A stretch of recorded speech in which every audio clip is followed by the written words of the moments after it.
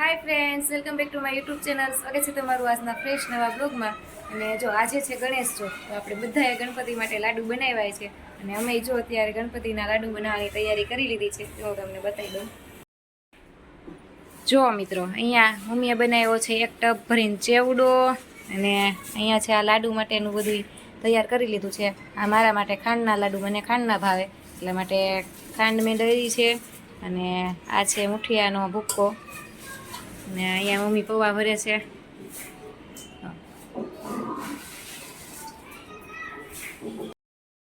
જો મિત્રો, અહીંયા ઘી ગરમ કરવા મૂક્યું છે. ને આ ખાંડના લાડુ છે, એમાં મેં ટોપરું મિક્સ કરી દીધું છે અને ખાંડ મિક્સ કરી છે.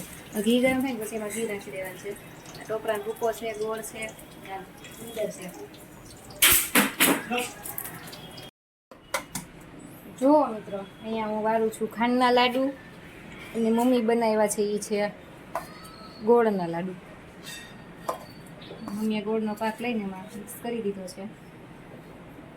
મિક્સ કરે છે બરાબર. અને આ જો અમારું આવું લાડવાનું મશીન છે. ને આમાં આવી રીતના ચૂરમું ભરી દેવાનું, આમ દબી દેવાનું, આમ કરીને પીસમાં પસારવાનું.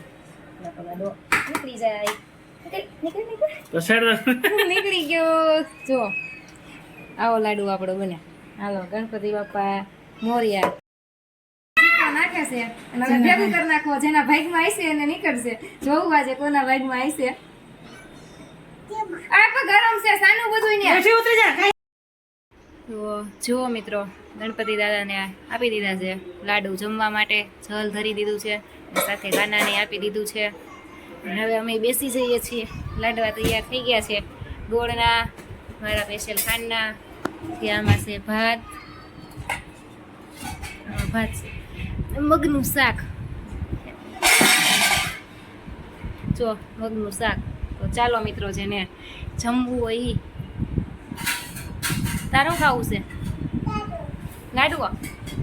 ઊભી રહે, હું આપું છું. તો મિત્રો, મળીશું નવા બ્લોગ સાથે. ત્યાં સુધી આવજો.